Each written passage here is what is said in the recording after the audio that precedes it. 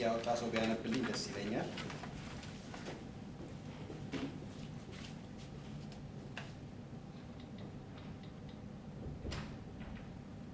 አስራ አንዱ ደቀ መዛሙርት ግን ኢየሱስ ከ16 ጀምሮ ከ16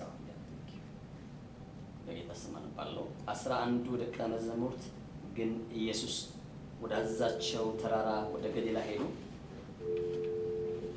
ባዩትም ጊዜ ሰገዱለት፣ የተጠራጠሩ ግን ነበሩ። ኢየሱስም ቀረበና እንዲህ ብሎ ተናገራቸው፣ ስልጣን ሁሉ በሰማይና በምድር ተሰጠኝ። እንግዲህ ሂዱና አሕዛብን ሁሉ በአብ በወልድና በመንፈስ ቅዱስ ስም እያጠመቃችኋቸው ያዘዝኳችሁንም ሁሉ እንዲጠብቁ ያስተማራችኋቸው ደቀ መዛሙርት አድርጓቸው። እነሆ እኔ እስከ ዓለም ፍጻሜ ድረስ ሁል ጊዜ ከእናንተ ጋር ነኝ። አሜን። አሜን። ይመስገን። እንደምን ሰነበታችሁ? ጌታ ይክበር፣ ይባረክ። ጌታ ይመስገን። መልእክታችንን እንቀጥላለን። ባለፈው ሳምንት የጀመርነው 3ኛ ሳምንታችን ነው ዛሬ እና ጌታ ኢየሱስ ክርስቶስ የመጨረሻው ቃሉን ነው ብለን ባለፈው አይተናል።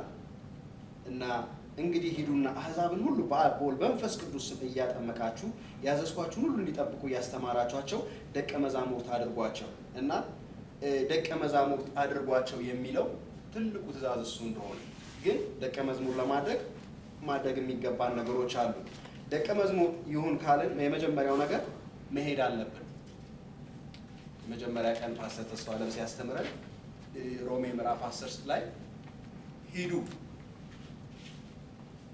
እና የምስራቹን እንድናወሩ ሳይሰሙ ሰዎች እንዴት ያምናሉ የሚል ነገር አይተናል። አንድ ሙስሊም ኢየሱስ ጌታ ነው እንዲህ ካስፈለገ ስለ ኢየሱስ ጌትነት መስማት አለበት። ለዚህ ነው ኢቭን እዛ ላይ ምን ይላል?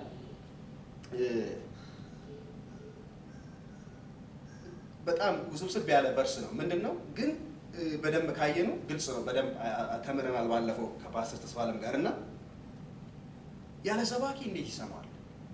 ካልሰሙስ እንዴት ያምናሉ? ካልተላኩስ እንዴት ይሰብካሉ ይላል። ኢቭን ካልተላኩ የሚለው ይሄ ቃል ቤተክርስቲያን ኢቭን ሰዎችን መላክ እንዳለባት ወንጌላዊ የሆኑትን ዋጋ ከፍላ በዛ ጉዳይ ላይ ማሰማራት እንዳለባት ነው።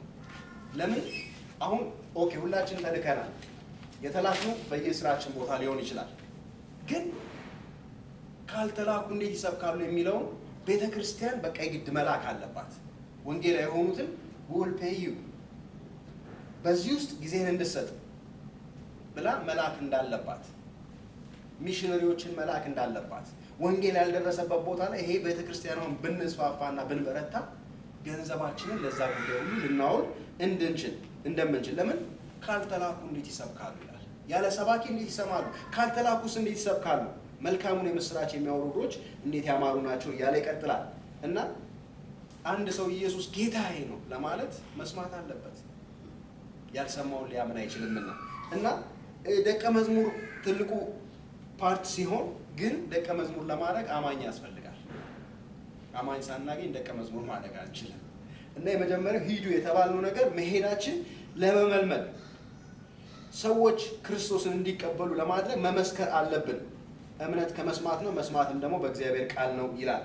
ስለዚህ ኢየሱስ ጌታ ሰው በልቡ አምኖ ይጸድቃል፣ በአፉ መስክሮ ይድናል ካለ በኋላ ኢየሱስ ጌታ እንደሆነ በልብ ብታምን እግዚአብሔር ከሙታን እንዳስነሳው ደግሞ በአፍህ መሰክር ትድናለህ ይላል። ስለዚህ ሰው በልቡ ኢየሱስ ጌታ መሆኑን አምኖ ሲናገር ኢየሱስ ጌታዬ ነው ሲል ደህንነት ያገኛል። እና ግን ኢየሱስ ጌታ ነው ማለት ዝም ብሎ አይቻልም። አንድ ሙስሊም ዝም ብሎ ተነስቶ ኢየሱስ ጌታ ነው አይደል? አዎ ሰዎች ሊሉ ይችላሉ፣ ግን በመንፈስ ቅዱስ ካልሆነ ኢየሱስ ጌታ ነው ማለት አይቻልም ይላል የቆሮንቶስ መልእክት ላይ።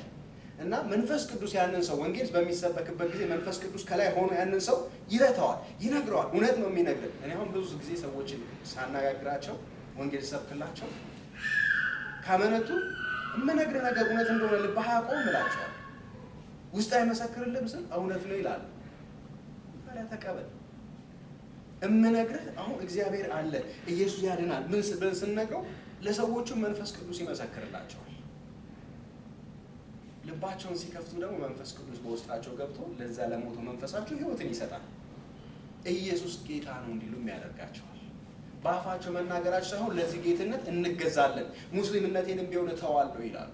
ዋጋ የሚያስከፍለኝ ቢሆንም ለኢየሱስ ክርስቶስ ጌትነት እንበረከካለሁ ብለው ህይወታቸውን ይሰጣሉ። እና ያለ መንፈስ ቅዱስ ኢየሱስ ጌታ ነው ማለት አይችሉም ይላል። ምክንያቱም ቀላል ይመስላል፣ ኢየሱስ ጌታ ነው ማለት ቀላል ይመስላል። ግን ኢየሱስ ጌታ ነው የሚያስብለው መንፈስ ቅዱስ ወደ ልባቸው ሲገባ ኢየሱስ ጌታ ነው ያስብላቸዋል። እና ይሄ የዳኑበት መንፈስ ቅዱስ በህይወታቸው ላይ ስራውን ይጀምራል፣ ያነቃቃቸዋል፣ ያበረታታቸዋል፣ ህይወትን ይሰጣቸዋል። ከእነሱም ጋር ደግሞ ሆኖ እስከ መጨረሻ ድረስ ይሄዳል፣ ያስተምራቸዋል። የምንነግራቸው ሁሉ እውነት እንደሆነ ይመሰክርላቸዋል። የእግዚአብሔር ልጆች እንደሆኑ ይመሰክርላቸዋል። እና የመጀመሪያው ሂዱ ነው። ሂዱ የሚለው ወንጌልን መመስከር ነው። ለምን? ደቀ መዝሙር ከፈለኩኝ አማኝ መኖር ግድ ነው። ሄጄ ልመሰክር፣ ሄደን ልንመሰክር ልናመጣ የግድ ነው። እና ባለፈው እንዴት እንደምንመሰክር አይተናል። የምንመሰክረውም መጀመሪያ በህይወታችን መሆን አለበት። ሰዎች ኢቭን ከቃላችን ይልቅ ህይወታችንን ነው መጀመሪያ የሚያዩት። አዎ ቃላችን በጣም ኢምፖርታንት ነው ብለናል፣ አይተናል፣ እንናገራለን ቃሉን። ግን ጎረቤቶች አሁን ሙስሊሞች ከሆኑ የምኖርበት ነገር ኢየሱስ ክርስቶስን በህይወቴ እንዲያዩ በህይወቴ መመስከር አለብኝ። ህይወቴ ሲመሰክር ስወጣ ስገባ ከዛ በኋላ ኢየሱስ ነው መፍትሄ፣ ኢየሱስ ነው ጌታ፣ ኢየሱስ ነው ህይወት ስንል በህይወታቸው ይሆናል። ባለፈው ያው የነገርኳችሁ ምስክርነት አለ። ሰዎችም ሲታመሙ ልንጸልይላቸው እንችላለን። ኢየሱስ እኮ ነው ሰላም የሚሰጠው። የታመመ ልጅ አለኝ አስም ብላ ባለች ጊዜ ሄዱ ልጸልይልሽ አለቻት። ጸለየችላት፣ ልጁንም ጌታ ፈወሰው። ያቺም ሰው ጌታን ተቀበለች። እና ግን ይህን ሪሌሽንሺፕ ባንመሰርት ኖሮ በሮቿን ሰዎች ይዘጋሉ፣ የልባቸውን በሮች ይዘጋሉ። አሁን ኦርቶዶክስ የሆነ ሰው አታንሳብኝ ስለ እምነት ይላል። ምክንያቱም በቃ መሳሳት አይፈልጉም። በቃ ሰዎች ያላቸውን ነገር መጠበቅ ይፈልጋሉ። ስለዚህ በህይወታችን የምንመሰክር ከሆነ እነዚህ ሰዎች እውነተኞች ናቸው ብለው ያምኑናል፣ ይረዱናል። ከዛ የተነሳ ከሁሉ በላይ ፋሚሊዎቻችን አሁን የቅርብ የወንጌል መድረኮቻችን ወይም ደግሞ ልንመሰክርላቸው የሚገባን ሰዎች እንደሆነ መስሪያ ቤታችን፣ የተለያዩ ቦታ አይተናል። ዛሬ ግን የምናየው ሁለተኛውን ፓርት ነው እና መጀመሪያው መመስከር ወይም ደግሞ ወንጌልን መናገር፣ ሁለተኛው በአብ በወልድ በመንፈስ ቅዱስ ስም እያጠመቃችኋቸው፣ ሶስተኛው ያዘዝኳቸውን ሁሉ እንዲጠብቁ ያስተማራችኋቸው ደቀ መዛሙርት አድርጓቸው።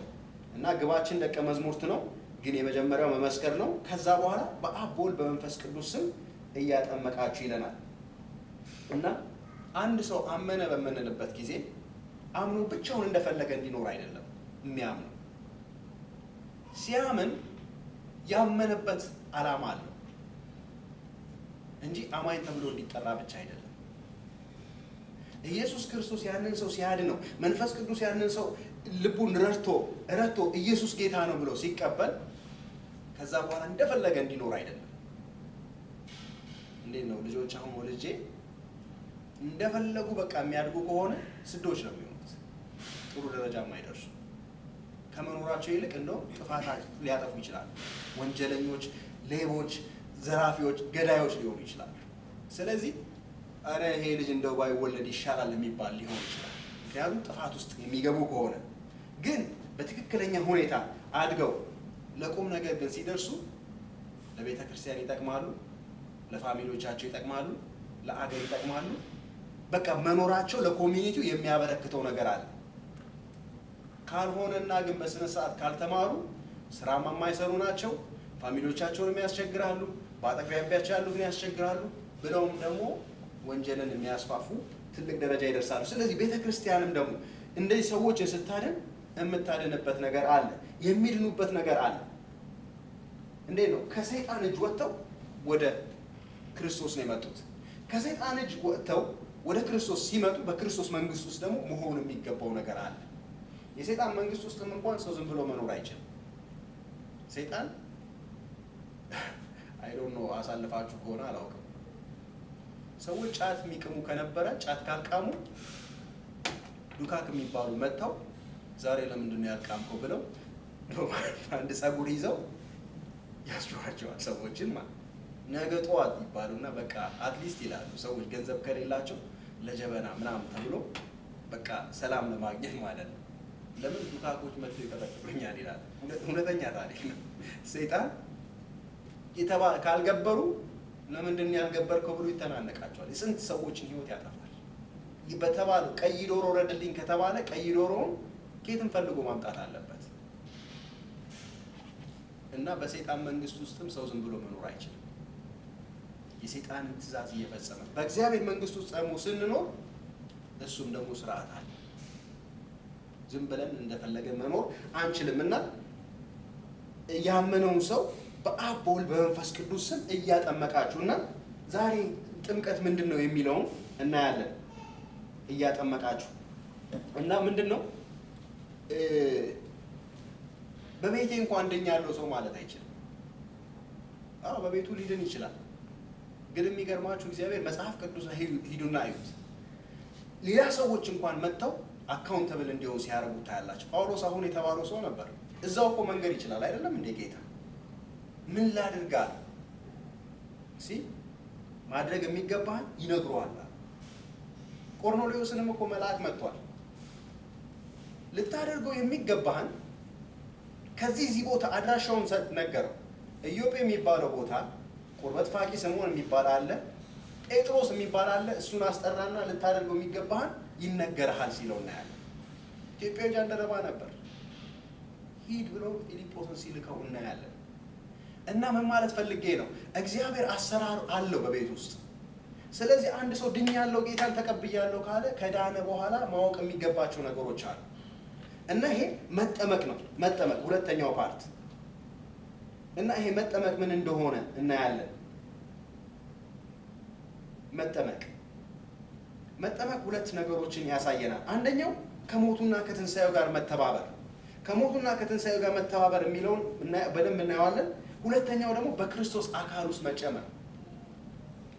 አሁን ያ ሰው አንድ ሰው ጌታ ኢየሱስ ክርስቶስን በሚቀበልበት ጊዜ አንደኛ ለኃጢአት ሞቼ ለጽድቅ ለመኖር ወስኛለሁ ማለት ነው። እኔ የወደድኩትን ድሮ የማደርጋቸውን ነገሮች አላደርግም። አሁን የሚመራኝ ጌታ አለ። ድሮ ሰይጣንና ዓለም እየመሩኝ የምፈልገውን ሳይሆን የማልፈልገውን እያስደረጉኝ እዚህ ደርሻለሁ። አሁን ግን በጌታ በኢየሱስ ክርስቶስ ስላመንኩኝ ይሄ ጌታ ደግሞ ከኔ ህይወት የሚፈልገውን ነገር እና የእንትን ልዩነት ነው፣ የጌታ ልዩነት ነው። በሰይጣን ነበሩ። አሁን ደግሞ በኢየሱስ ክርስቶስ ጌትነት ስር ነው የምንሆነው። እዚህ የምንጥለው የኃጢአት ቀንበር አለ፣ የምንሸከመው ደግሞ የጽድቅ ቀንበር አለ። ኢየሱስ የኃጢአትን ቀንበር ያስተለናል፣ የኃጢአትን ቀንበር ከህይወታችን ይሰብራል። እናንተ ደካሞች ሸክም ሁሉ የከበደባችሁ ወደ እኔ ኑ ካለ በኋላ እኔም አሳርፋችኋለሁ ብሎ በቃ አርፈሃልና የፈለግከውን እንድታረግ ፈቅጄልሃለሁ አይደል? ኖ ከእኔም ነው፣ ወደ እኔም ኑ፣ ከእኔም ተማሩ፣ እኔ የዋህ በልቤም ትሁት ነኝና ለነፍሳችሁ እረፍትን ታገኛላችሁ፣ ቀንበሬንም ደግሞ በላያችሁ ተሸከሙ ብሎ የምንሸከመው ቀንበር እንዳለ፣ የእኔ ሸክም ግን ቀንበሬ ልዝብ ሸክሜም ደግሞ ቀሊል ነውና ለነፍስም ደግሞ እረፍትን ይሰጣል ብሎ። ስለዚህ አሁን ከአንድ ባርነት ነፃ ወጥቼ ጌታ ይመስገን አሁን ነፃ ነኝ ብዬ እንድሄድ አይደለም። ኖ እዚህ ጋር የማደርገው ነገር አለ፣ የምሸከመው ቀንበር አለ። የኃጢአት እንዲህ የሚል መዝሙር አለ ትዝ ይላችሁ ከነበር፣ ክፉን የኃጢአት ቀንበርን ትቼ መልካሙን ያንተን ቀንበር እሸከማለሁ ጌታ የሚል መዝሙር ትዝ ይለኛል። ትዝ ይላችኋል? ክፉን የኃጢአት ቀንበሬን ትቼ መልካሙን ያንተን ቀንበር ጌታዬ እሸከማለሁ። እና ይሄ ነው በቃ ክርስትና፣ ይሄ ነው። ክፉን የኃጢአቱን ቀንበር ጥለን። አንዳንድ ጊዜ ግን ሰዎች ኢየሱስ ጌታን ይቀበላሉ፣ የዘላለም ሕይወት ዋስትና ያገኛሉ። ከዛ በኋላ ግን ቢዝነስን የተለያየ ነገር ሲያሯሩጡ እናያለን። ነው እዚህ ጋር ከጨለማው ስልጣን አዳነን ይላል አንደኛ ቆላስይስ 16 ምዕራፍ 1:16 እሱ ከጨለማው ስልጣን አዳነን ቤዛነቱንም ወዳገኘንበት ወደ ፍቅሩ ልጅ መንግስት አፈለሰን ይላል። ጴጥሮስ ላይም ደግሞ ከጨለማው እንደዳንንና ከዛ ወደሚደነቀው ብርሃን ከመጣን በኋላ የእርሱን በጎነት እንድንነግር የተመረጠ ትውልድ፣ የንጉሥ ካህናት፣ ቅዱስ ሕዝብ፣ ለርስቱ የተለየ ወገን ናችሁ። ቀድሞ ወገን አልነበራችሁ፣ አሁን ግን የእግዚአብሔር ወገን ናችሁ። ቀድሞ ምሕረትን አላገኘም፣ አሁን ግን ምሕረትን አግኝታችኋል እያለ አሁን የምንናገረው የእርሱን በጎነት እንድናወራ የተመረጥን ትውልድ፣ የንጉሥ ካህናት እንደሆነ ይናገራል። ስለዚህ በአብ በወልድ በመንፈስ ቅዱስ ስም እያጠመቃችኋቸው እና ምንድን ነው በቃ አብ አለ፣ ወልድ አለ፣ መንፈስ ቅዱስ አለ። በስላሴ ነገር እያጠመቅናቸው በእግዚአብሔር በሆነ ነገር እንዲጠመቁ እንዲሞሉ እና ሰው በሚጠመቅበት ጊዜ ሁለት ነገር ነው የሚሆነው። አንደኛው ለኃጢአት ሞቻለሁ። ክርስቶስ ኢየሱስ ሲሞት ከክርስቶስ ጋር ተሰቅለናል ይላል መጽሐፍ ቅዱስ። ሮሜ ምዕራፍ 6 ቁጥር 6 ላይ ሄደን ስናይ ከእንግዲህ ወዲህ ለኃጢአት እንዳንገዛ ኃጢአትን የሚሰራው አሮጌ ሰዋችን ከክርስቶስ ኢየሱስ ጋር እንደተሰቀለ እናውቃለን ይላል እና ከእሱ ጋር ተሰቅላችኋል፣ ከእሱ ጋር ተነስታችኋል፣ በአብ ቀኝም ተቀምጣችኋል እያለ መጽሐፍ ቅዱስ ይናገራል። ሕይወታችሁ የሆነው ክርስቶስ በሚገለጥበት ጊዜ እናንተም ከእሱ ጋር ትገለጣላችሁ ይላል እና ስንጠመቅ አንደኛ ለኃጢአት እንደሞትን። አሁን ክርስቲያን ለኃጢአት አይደለም የሚኖረው፣ ኃጢአት ለማድረግ አይደለም፣ ወይም የራሳችንን ፍቃድ ለማድረግ አይደለም፣ ወይም የሰይጣንን ፍቃድ ለማድረግ። ሰዎች ኃጢአት እንኳን አስቸገረኝ ይላል። ኖ ኃጢአት አይገዛችሁም ይላል መጽሐፍ ቅዱስ። ከጸጋ በታች እንጂ ከሕግ በታች አይደላችሁም ይላል። ስለዚህ አሁን ክርስቶስ ኦልሬዲ በእኛ ሕይወት ስለሚገዛን ኃጢአት ሊገዛን አይችልም። የክርስቶስ ባሪያዎች ነን እና ይሄ መጠመቅ አንደኛ ለኃጢአትና ለሰይጣን ለዓለም እንደሞትን ከኢየሱስ ክርስቶስ ኢየሱስ ለኃጢአት እንደሞተ እኔም ለኃጢአት ሞቻለሁ፣ ኢየሱስ ክርስቶስ ለእግዚአብሔር ክብር እንደኖረ እኔም እኖራለሁ ብለን ነው ቃል የምንገባው። ሁል ጊዜ እምነታችን በተግባር መገለጥ መቻል አለበት። አሁን አምኛለሁ ግን እግዚአብሔር የሚፈልገውን አይነት ህይወት አልኖርም የምንል ከሆነ መዳናችንና ማመናችን በጣም ጥያቄ ውስጥ ነው የሚገባው። ለምን ካልኩኝ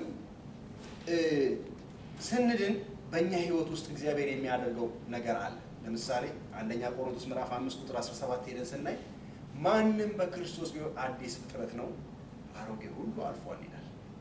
አሁን አዲስ ፍጥረት የሆነ ሰው አስቡት ምን ያህል በህይወቱ ኃጢአቱ ተወግዶ አመፁ ተወግዶ አዲስ የሆነ ህርት እግዚአብሔር ከሰጠው ያንን ህርት በጣም በመጠበቅ ነው የሚይዘው።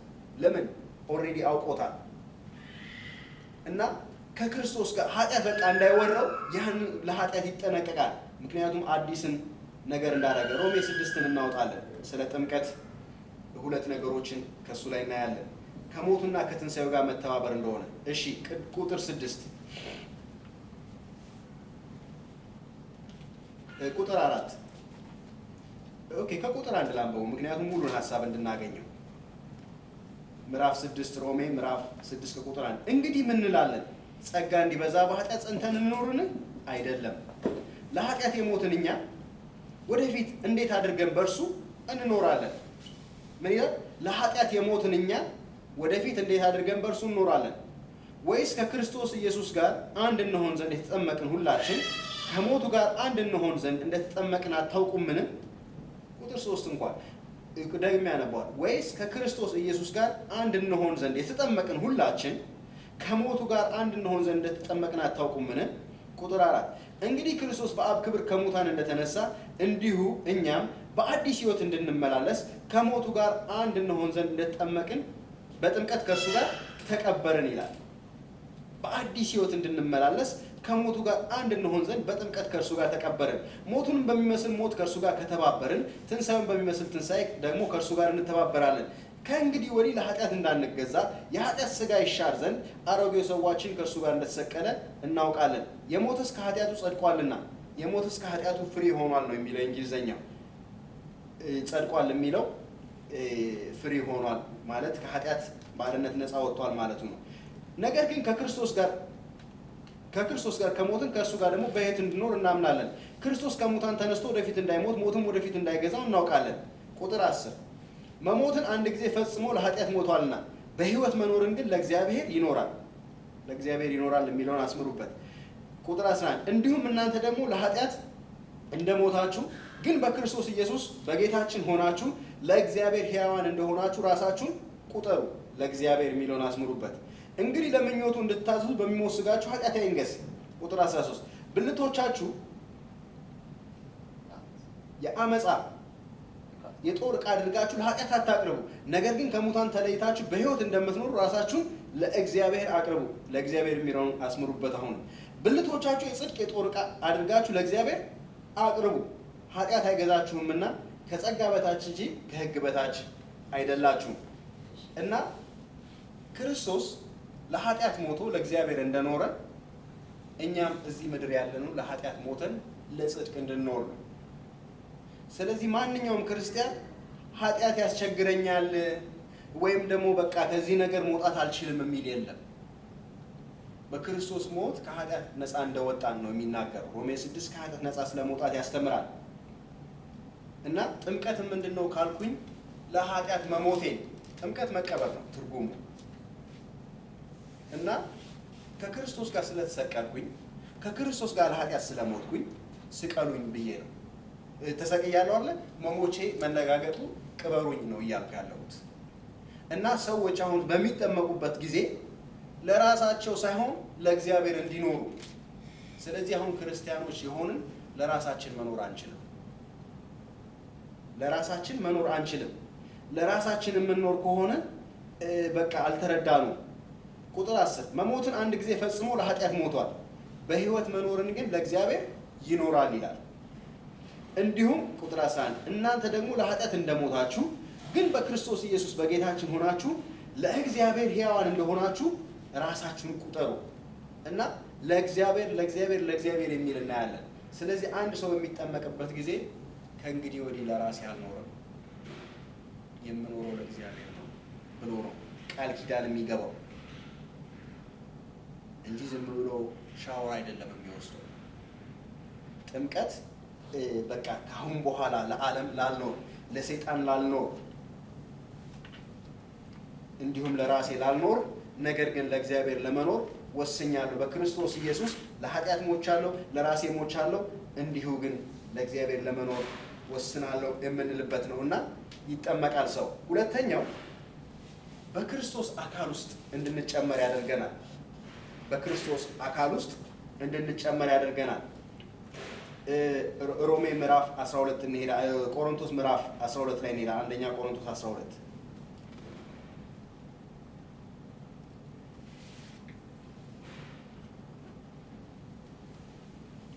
ቁጥር 12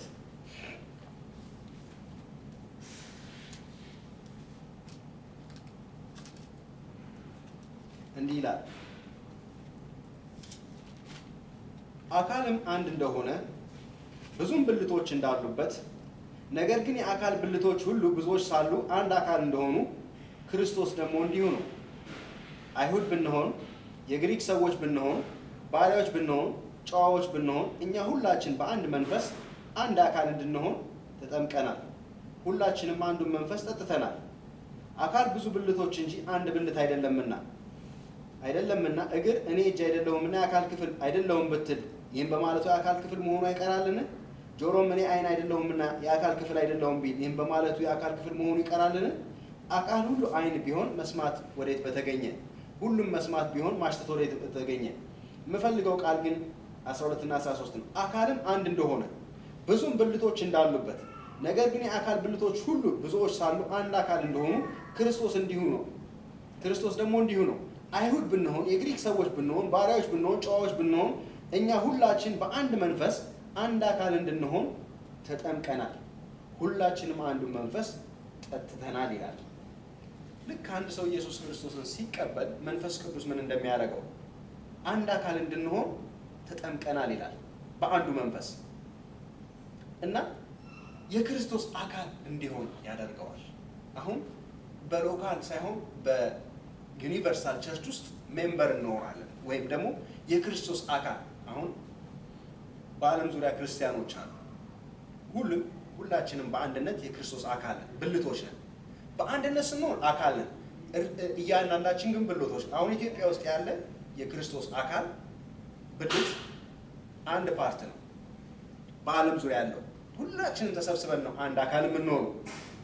አሁን በአንድ መንፈስ አይሁድ ብንሆን፣ የግሪክ ሰዎች ብንሆን፣ ባሪያዎች ብንሆን፣ ጨዋዎች ብንሆን፣ እኛ ሁላችን በአንድ መንፈስ በመንፈስ ቅዱስ አንድ አካል እንድንሆን ተጠምቀናል። አሁን ይሄ መጠመቅ የሚለው መጨመር ማለት ነው። የውሃ ጥምቀትን አይደለም የሚናገረው። ግን አሁን ልቤ በስጋ ተሸፍኗል አይደለም ያለው፣ ተጠምቋል ነው የሚባለው።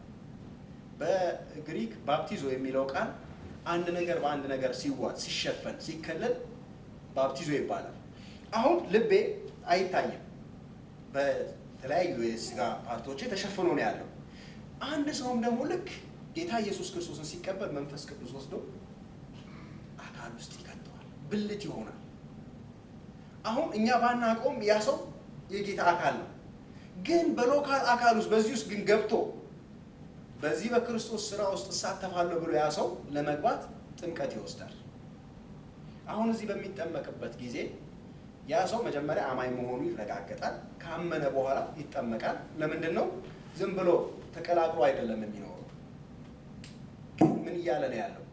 ኢየሱስን ተቀብያለሁና በዚህ የክርስቶስ ብልት ሆኛለሁና እግዚአብሔር በሰጠኝ ጸጋ ፈንክሽን ለማድረግ እዚህ ቦታ ላይ እገባለሁ ነው የሚለው።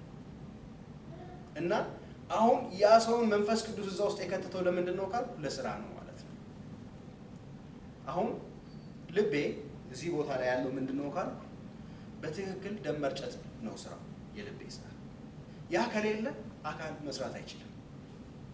እያንዳንዱ ክርስቲያንም ብቻውን እዛ ጋር ሆኖ እኔ ኢየሱስ ጌታን ተቀብያለሁ የሚባል ነገር የለም።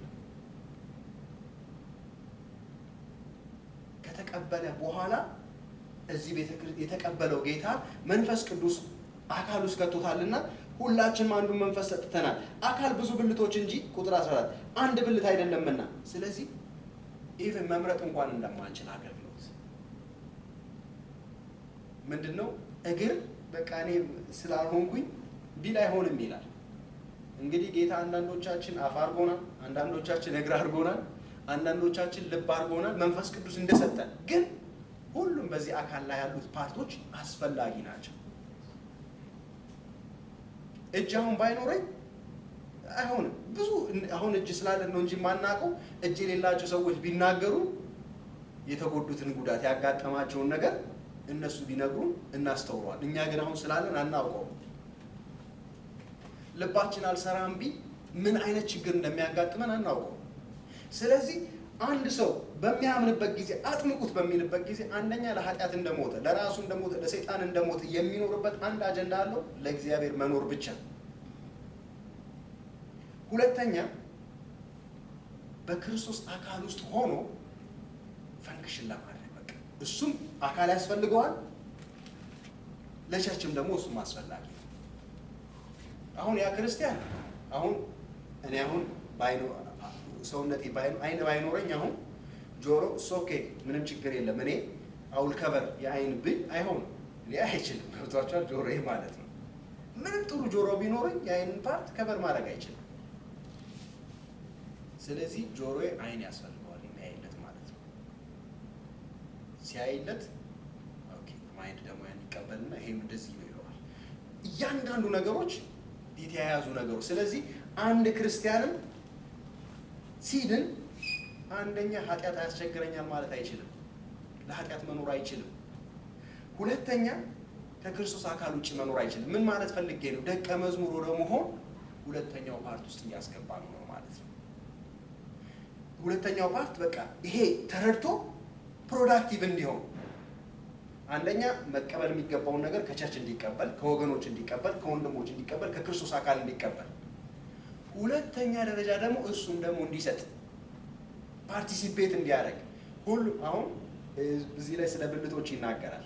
የምናፍርባቸው ብልቶች አሉ ይላል። በሚበልጥ ክብር እንሸፍናቸዋለን ይላል። እንጠነቀቅላቸዋለን ይላል። ለተሰባሪ ብልቶች እንጠነቀቃለን ይላል።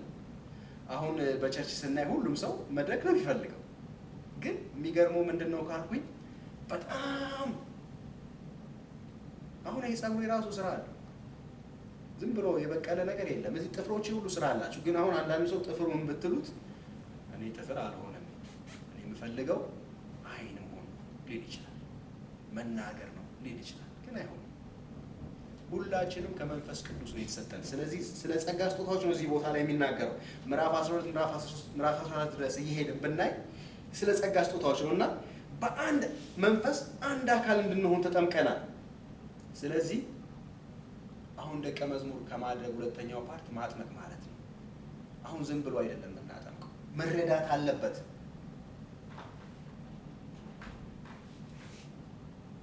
ምክንያቱም ብዙ ጊዜ ሰዎች የሚናገሩትና የሚያቀርቡት ነገር አለ። አንደኛው ኃጢአት ያስቸግረኛል ይላሉ እና ከኃጢአት መለየት አይፈልጉም። በኃጢአት ውስጥ መኖር ይፈልጋሉ። ግን ሮሜ 6 እንዳነበብነው ኃጢአት አይገዛችሁም ከጸጋ በታች እንጂ ከሕግ በታች አይደላችሁም። ክርስቶስ ኢየሱስ ለኃጢአት ሞቶ ለጽድቅ እንደኖረ እኛም ደግሞ በአዲስ መንፈስ እንመላለስ ዘንድ በሞቱና በትንሣኤው እንደተስማማን በጥምቀት ለኃጢአት እንደተቀበልን እንደ ሞትን ይናገራል። ሁለተኛው ደግሞ ፕሮዳክቲቭ የምንሆንበት በአካል ውስጥ ገብተን የምንሰለፍበት። ግን ትልቁ ዛሬ በቤተ ክርስቲያን ውስጥ ትልቁ ችግር ምንድን ነው ካሉ ለራስ መኖር በእኛ ውስጥ አለ። ኑሯችንን ለማሻሻል የምንኖረው በሙሉ ከጌታ ዘንድ ተቀባይነት የለም። ለምን ካላችሁኝ ኑሯችንን ማሻሻል አይደለም ዋናው ዓላማችን። ለምን ካላችሁኝ አሁን ሰዎች ጌታን ይቀበላሉ። ከተቀበሉ በኋላ ግን የመኖራቸው ዓላማ ኢየሱስ ብቻ ነው ብለው አይሉ። ብዙ የሚያቀርቡት ነገሮች አሉ እና ያ መስተካከል መቻል አለበት። ትልቁ ኃጢአት ዛሬ በክርስቲያኖች ዘንድ ለራስ መኖር ወይም ለማሻሻል ከሆነ የምኖረው በቃ ትልቅ ኃጢአትና ትልቅ ውርደት ውስጥ ያለው ሰው ነው። ከዚህ ውስጥ መውጣት መቻል ኑሮዬን ማሻሻል አይደለም ዓላማዬ። እንዴት ሆኜ ባለፈው ብያለሁ። እኔ አሁን ስለ ወታደርነት አይዶን ነው ዝም ብዬ አሰላስላለሁ። ኢቨን ቢነግረኝ ባገኝ ደስ ይለኛል እንዴት እንደሆነ በወታደርነት ውስጥ። ግን አንድ ወታደር ሆናለሁ እያለ ቢናገር በአፉ ሊሆን ይችላል፣ አይሆንም። መንግስት ወታደር ነህ ብሎ ለወታደር የሚሰጠውን ቤኔፊት አይሰጠውም። ወይም ደግሞ ሄዶ ፎርም ሞልቶ ወታደር ሆናለሁ ብሎ ቢሞላ ወታደር ነው ብለው እሱን እንደ አንድ ሰው አይቆጥሩትም። ስንት ወታደር አላችሁ ቢባል ለጦርነት የሚላክ አለ ትላንት የተመዘገበ ምናምን ብለው አይሉ። ለምን? ወታደር ከመሆኑ በፊት አንደኛ ይችላል ወይ፣ ሰውነቱ ይችላል፣ ጤነኛ ነው ወይ፣ መሰለፍ ይችላል፣ እግሩ ምን ሁሉ ቼክ ይደረጋል። ከዛም አልፎ የሚገባው ኮሚትመንት አለ። የት እንደሚላክ፣ ምን እንደሚደረግ፣ ለምን እንደሚፈልጉት ቃል ኪዳን አለ እንደሚመስለኝ ማለት ነው። ለምን ካላችሁ ዝም ብሎ ካምፕስ መግባት አይችልም። አሁን ከዛ በኋላ ነው ስልጠና እኮ ያለው እንዴት መተኮስ እንዳለበት ምን እንደሆነ ዓላማው። አሁን እዛ ውስጥ ግን ከመግባቱ በፊት እዚህ ሰውዬው መወሰን አለበት። ወታደር እሆናለሁ ለመሞት እንዴት ነው ሪስክ ትፈራለህ ወይ ብሎ ሊጠይቁት ይችላል። ኧረ እኔ በጣም ፈሪ ነኝ፣ ሽጉጥ ምናምን ሲመጣ ድምፅ አልወድም ካለ አንተ ለዚህ ቦታ ኳሊፋይ አይደለም ነው የሚሉት። ለምን? ሊዋጋ ነው የሚፈለገው ለሀገር ሊሞት እና ኤኒ ታይም አሁን ካናዳ ተወረረች ቢባል በአስቸኳይ እንድትመጡ ሲባል በአስቸኳይ ሄዶ የተባለው መሳሪያ ይዞ ይወጣል እንጂ እንዴ እኔ እኮ ምናምን ማለት አይችልም።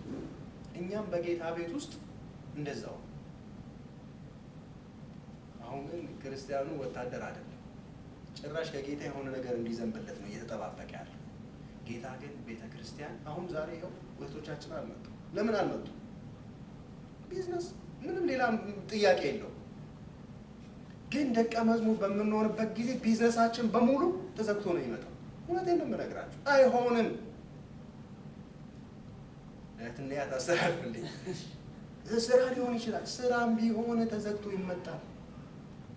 ሞት እኮ ሊመጣ እኮ ይችላል።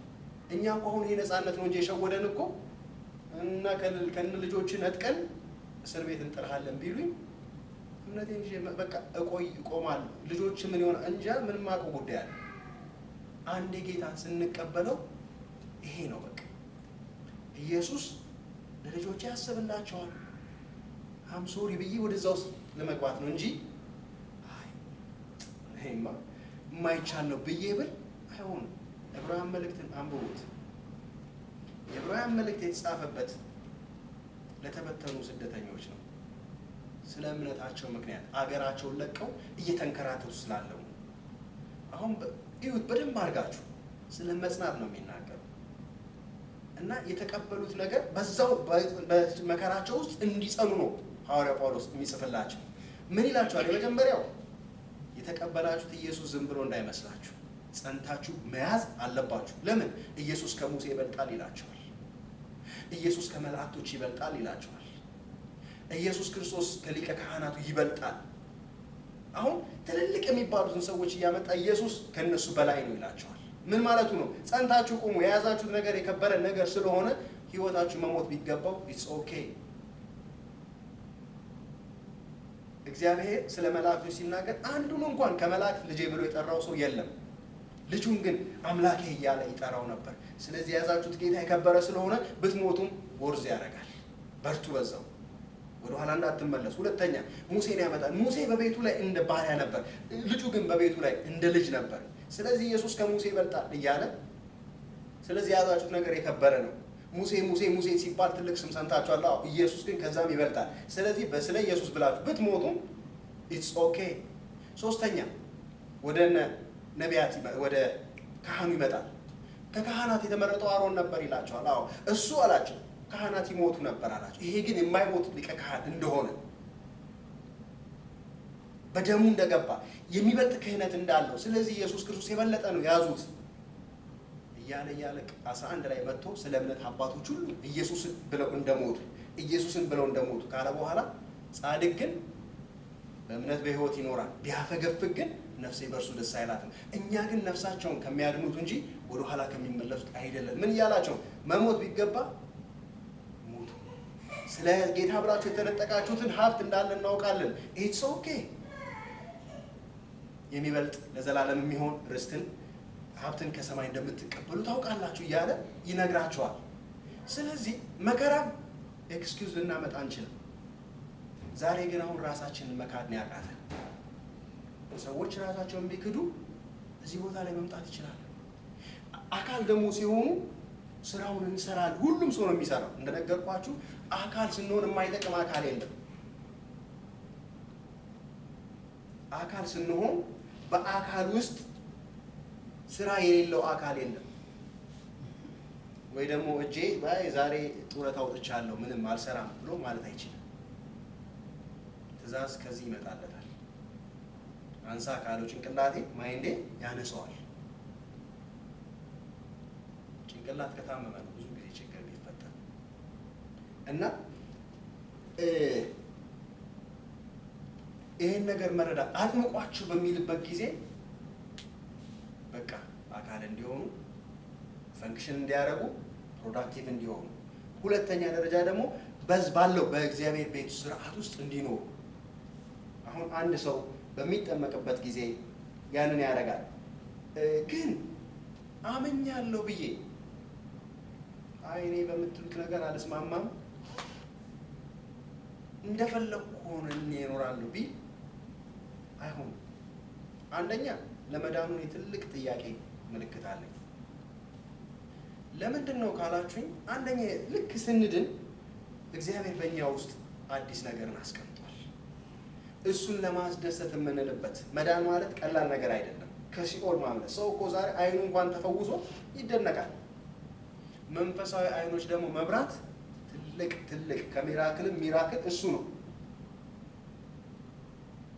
አሁን አይኖቹ በሚበሩበት ጊዜ ያ ሰው አይታችሁታል። ያ ሰውዬ አይኑ የበራው ሰውዬ አውጥቶ ሁሉ እስኪወረውሩ ድረስ ስለ ጌታ ኢየሱስ ክርስቶስ ይመሰክር ነበር።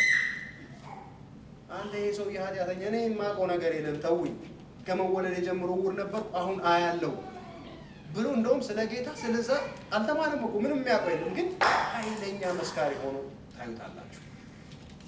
መጨረሻ ሲመራቸው ከከተማ ወጥተው ጣሉት ይላል። ጌታ እዛ ድረስ ሄደና በሰው ልጅ ታምናለህ ወይ ሲለው፣ ማን ነው አይቼው ስል የምታወራው እሱ ነው ሲለው፣ አምናለሁ ጌታዬ ብሎ ሰገደ ይላል። እና ይሄ ሰው ሳያውቀው እንኳን ዋጋ መክፈል ፈለገ። በቃ ለምን ዕውር ነበርኩ ያለው በቃ ምንም ይሄ ሊካድ የሚቻል አይደለም። ኃጢአተኛ ነው ሲሉ እኔ ኃጢአተኛ መሆኑን አላውቅም። ይሄ ሰውዬ እኔ ጥሩ ሰው እንደሆነ ነው ኃጢአተኞችን የሚሰማ የለም። እኔ በዓለም ላይ አልሰማውም አላቸው። አይን የሚያበራ ሰው አላየሁም። ተቸግሯል ይሄ ሰውዬ። መጣና ጌታ አይኑን ከፈተ። ዛሬም እኛ አይናችንን ጌታ ከፍቶልናል፣ በመንፈሳዊ አይኖች ማለት ነው። was blind but now we see። አሁን ይሄ አይናችን የበራለት ሰው ለዚህ ጌታ አልኖርም ካለ አይኖር የዛ ሰው መዳን እና ግን አሁን ምንድነው በቃ እዚችን የምንላትን ጸሎት በኢየሱስ ምናምን በልና ትድናለህ ይባላል። ይጸልያል፣ እኛለሁ ይላል። አይዶን ያ ሰው ሲሞት የት እንደሚሄድ እኛ አሁን እዚህ እንደ ዳነ ይመስለናል፣ ግን አይመስለኝም። ከዳነ የሚሆኑ ነገር አለ። ያዕቆብ ላይ ምዕራፍ 2 ሄደን ብናይ ያዕቆብ መልእክት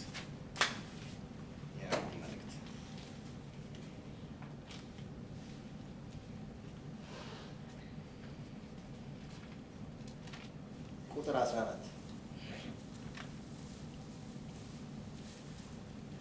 እንዲህ ይላል፣ ወንድሞች ሆይ እምነት አለኝ የሚል ስራ ግን የሌለው ሰው ቢኖር ምን ይጠቅመዋል?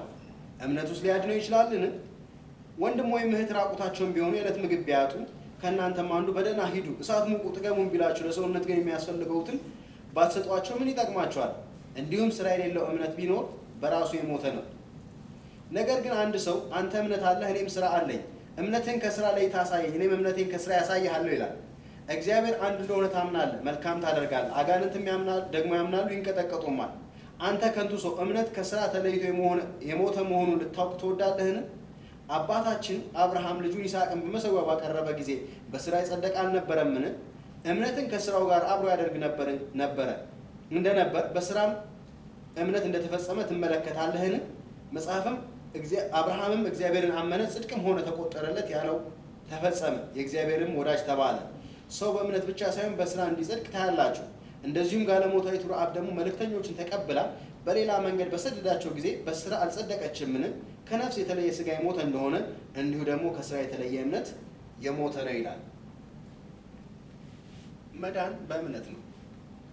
ግን የዳነ ሰው የሚያደርገው ነገር አለ። ድነን ብቻ ዝም ብለን መቀመጥ አንችልም።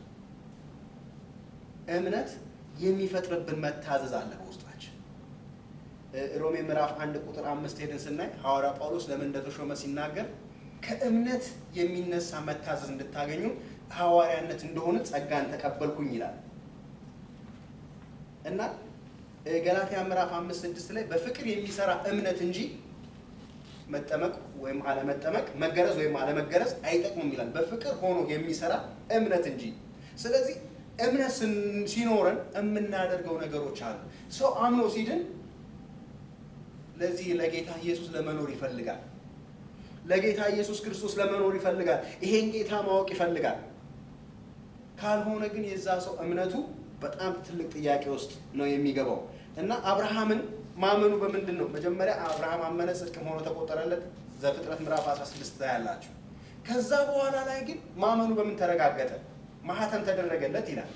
ልጅህን ሰዋዋል ሲለው ሰዋዋለሁ ብሎ ወሰደው። ስለ እምነቱ ደግሞ ማህተምን እግዚአብሔር አደረገለት ይላል። እዛ ጋር ግን ምን ይላል? አብርሃም አመነ እምነቱን ጽድቅ ሆኖ ተቆጠረለት። እኛም ዛሬ ስናምን እምነታችን ጽድቅ ሆኖ ይቆጠርልናል። ግን ያመነ ሰው የሚሰራው ነገር አለው። የህይወት አቅጣጫ የህይወት ለውጥ ይኖረዋል እና ዝም ብዬ ኢየሱስን አመኛለሁ እንደፈለኩ እሆናለሁ ብለን ብንል አይሆንም። እና ጥቅሶችን ልስጣችሁ ለምትጽፉ ሰዎች ሮሜ ምዕራፍ 1 ቁጥር 5፣ የሐዋርያት ሥራ ምዕራፍ 6 ቁጥር 7፣ ሮሜ 16:26፣ ገላትያ 5:6፣ አንደኛ ተሰሎንቄ ምዕራፍ 1 ቁጥር 3፣ አንደኛ ቆሮንቶስ ምዕራፍ 5 ቁጥር 10 እና 11፣ ዕብራውያን 11 በሙሉ ዕብራውያን 11 በሙሉ ስታዩት ያመኑት ሰዎች ያደረጉት ነገር ተጽፎ እናያለን። ኖህ በእምነቱ መርከብን አዘጋጀ ይለናል። ሙሴ በእምነቱ ፋሲካንና ደም መርጨትን አደረገ ይለናል። አብርሃም በእምነቱ ልጁን ለመስዋዕት አቀረበ። ሳራ በእምነቷ ለመጽነስ ኃይልን በእምነት አገኘች ይለናል። አቤልን ሲናገር መስዋዕት አቀረበ ይላል። በእምነት የሚል ሙሉ ምዕራፍ ታዩታላችሁ። እግዚአብሔር አምነው ቁጭ አላሉ። ረዓብ አምናለሁ ብላ ቁጭ አላለች፣ ተቀበለቻቸው። ሪስክ ወስዳ ሸሸገቻቸው። ለምን? እንደሚመጡ ከተማይቱን እንደሚወርሱ ከተማይቱን እንደሚያጠፉ አመነች ይላል። ስለ እናንተ ሰምተን ልባችን ቀለጠ አለች፣ ሸሸገቻቸው እና ምን አለች? ስትመጡ ግን አደራ ስትለው ይሄን ምልክት በቤትሽ ላይ እንድታሳይ እና አምና አይ እንግዲህ በቃችንም የመዳንን መንገድ ከነገራችሁኝ አመኜ ተቀብዬ አልሸሽግም፣ ሪስኩንም አልወስድም አላለች። ሺ ቴክ ሪስክ። ሲመጡ ሸሽጋቸው አይሆን በዚህ መጥተው ነበር ተመልሶ ሄደዋል አለች። ከዛ በኋላ በሉ በሰላም ስትሸኛቸው እናያለን። እና እዚህ ላይ አምጦ እንዲሁም ጋለሞታይቱ ረዓብ ደግሞ መልእክተኞችን ተቀብላ በሌላ መንገድ በሰደደቻቸው ጊዜ በስራ አልጸደቀችምን? በስራ አይደለም የምንጸድቀው፣ የምንጸድቀው በእምነት ነው። እምነት ነው። እና ያዕቆብ ግን የሚለን ምንድን ነው? ያመነ ሰው የሚሰራው ስራ አለ። አምኜ የምሰራው ስራ ከሌለ የኔ ደህንነት ትልቅ ጥያቄ ውስጥ መግባት አለበት። እና ሰዎች ለራሴ ነው እንደፈለግኩ እኖራለሁ ቢሉ ለመዳናቸው ጥያቄ አለን። ሁለተኛ ደግሞ ከዳኑም ደግሞ ትልቅ የጌታ ቅጣት ያጋጥማቸዋል። ሰዎች ከእግዚአብሔር ነገር ሲወጡ የራሳቸውን ወይ እኔ አሁን ልጆች አሉ ዝም ብሎ እንደፈለገን እንሆን ቢሉ አይችሉም፣ ይቀጣሉ። ህግም አለ። አሁን በዚህ ሀገር በምንኖርበት ቦታ ላይ ሰው እንደፈለገ መኖር አይችልም። በህግ ነው የሚኖር። በእግዚአብሔር ቤትም ስንኖር ማወቅ የሚገባንና ማድረግ የሚገባንን። ስለዚህ ደቀ መዝሙር ማድረግ በሚልበት ጊዜ በቃ ሰዎች ራሳቸውን መካድ መቻል አለባቸው። ከምንም አይነት ሪዝን ነፃ ወጥተው ስለ ጌታ ክብር መቆም መቻል አለባቸው። እዚያው የሚዘምር ሰው የለም። ለምንድን ነው ግን ቢባል ቢዝነስ ነው። ምንም ሌላ ጥያቄ የለውም። ስራችን መስራት አለብን። አዎ፣ ግን ስራ መልካም ነው፣ ጌታም አዞናል። ግን ስራችን ፈርስት አይደለም። ስራ እንቀራለን፣ ስራ እንተወዋለን፣ ስራ እንሰርዘዋለን፣ ሌላ ወይ እንፈልጋለን እንጂ ስራ ስላለን ብለን የጌታን ነገር ማጣጣል የለብንም። ሰዎች ቢዝነሳቸውን ዘግተው መምጣት አይፈልጉም። ዋይ? ቢዝነሳቸው ማተር ያደርጋል። አንድ ሰው ቢዝነሳቸውን ዘግቶ ቢውል ብዙ ጦርነት ይፈጠራል በዛ ሰው ላይ ማለት ነው። ለምን? ቢዝነሳቸው ዋጋ አለው ለእነሱ። የእግዚአብሔር ቤት ግን ቢዘጋ ሰዎች ግድ የማይላቸው ዘመን ላይ ደርሰናል።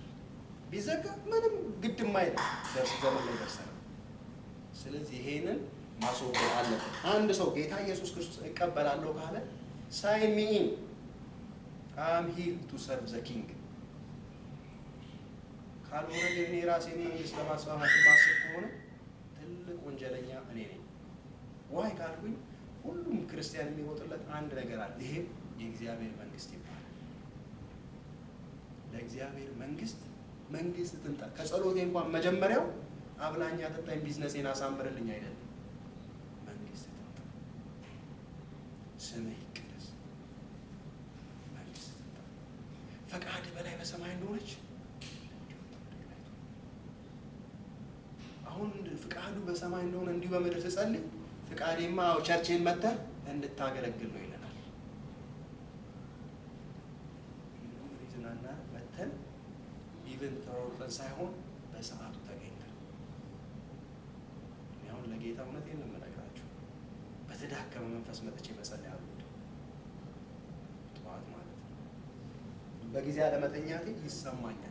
መንፈስ ቅዱስ ሁሉ ይወቅሰኛል። እንደዛ ካረብ እግዚአብሔር እንደዛ አይነት አይደለም ይፈልጋል። በቃ ለሱ ስንል በጊዜ እንኳን ተኝተን ከዛ በኋላ ጌታ ሆይ ብለን ለሱ ስንቀር ደስ ያ ኮሚትመንት ዲቮሽን በቃ ይሄ ለዚህ ነው ያለሁት እንጂ እኔ ስራ እንድሰራ ገንዘብ እንድሰበስብ አይደለም እዚህ ምድር ያለሁት የእግዚአብሔርን መንግስት ለማስፋት ነው። ስለዚህ ጸሎትም እንኳን ስንጸልይ እግዚአብሔር እንዲያርግልኝ ሳይሆን መጀመሪያ ላይ ጌታ ሆይ ስሜ ይቀደስ፣ መንግስትህ በላይ እንደሆነች መንግስትህ ደግሞ ትምጣ፣ ግዛኝ። በሌላ ሰው ላይም ያንተ መንግስት ትምጣ፣ ሰው ሁሉ ለአንተ ይገዛ፣ ልጆቼ ለአንተ ይገዙ፣ ፋሚሊ ለአንተ ይገዛ ብለን ነው የምንጸልይ። ግዛን ጌታ ሆይ፣ እንዲገዛን መለመን ሁሉ እንዳለብን። ሶስተኛ ደግሞ ፍቃድ፣ የኔ ፍቃድ አይሁን። ጌታ ኢየሱስ ጸልዮታል። የሞት ጽዋ እየቀመሰ ነው ግን አለ ጌታ ሆይ አለ እቺ ጽዋ ብታልፍ ደስ ይለኛል፣ ልጠጣው ከብዶኛል፣ ግን የኔ ፍቃድ ሳይሆን ያንተ ፍቃድ ይሁን ብሎ እናያለን። እኛም ዛሬ ጌታ ኢየሱስ ክርስቶስ ተከታዮች ነን በምንልበት ጊዜ የሚመረን ቢሆንም የሚከብደን ቢሆንም ጌታ ሆይ የኔ ፍቃድ አይሁን ያንተ ፍቃድ ይሁን ብለን ልንማጸን ይገባናል። ግን እኔ ራሴ መንግስት አለኝ ራሴን ነገር የምንለው ነገር ካለ ግን አይሆንም። ስለዚህ መጠመቅ ማለት ለዛ ደቀ መዝሙር እንዲሆኑ ለጌታ ለኢየሱስ አሁን እኔ ዛሬ ሰዎች እዚህ የመጡትን ሰዎች ይሄን አስተምሬያቸው ካልሄዱ ነገ ስደት ቢመጣና ኢየሱስን አናውቀውም ቢሉ ስራውን እንደሚገባ አልሰራውም። ካላስተማርኩኝ ካልነገርኳቸው ለምን ዛሬ ሃይማኖት ነፃነት አለ፣ ነገ ግን ላይኖር ይችላል። ስደት ሊነሳ ይችላል። ምንድን ነው የምናደርገው? እኔ አሁን ዛሬ በዚች ባለችው ነገር ለልጆቼ ባለን ህይወት መጨከን ካልቻልኩኝ ጌታም ያየናል። ፈተናማ ቢመጣ እነዚህ እኮ አንዳቸውም አይገኙም ነው የሚለን። ስለዚህ ዛሬ ራሳችንን በመካድ ራሳችንን በቃ ጌታን በማስቀደም መሄድ መቻል አለብንና ማመናችን እና መዳናችን የሚረጋገጠው የዋለን ጌታ የዋለልን ውለታ ገብቶን እሱን ለማስደሰት የምንጥር ሲሆን እንደ ዳንን ይታወቃል። ካልሆነ ግን ጌታን ተቀብያለሁ ብለን እንደፈለግን ለመሆን የምንፈልግ ከሆነ ትልቅ ስህተት ነው እና ሁለተኛው ደቀ መዝሙር ማድረግ ነው ስራችን። ሁለተኛው ግን አጥምቋቸው ይላል። አጥምቋቸው።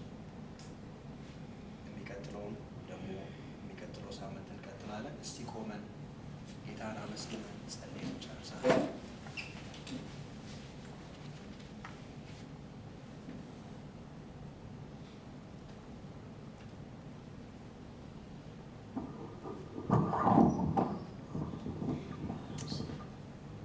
ቃሉን ሰምተናል። እግዚአብሔር ሆይ እርዳን እንበለው። ምክንያቱም ዛሬ ቤተ ክርስቲያን የደከመችው በእኛም ምክንያት ነው። ሌላ ምንም ሪዝን የለውም።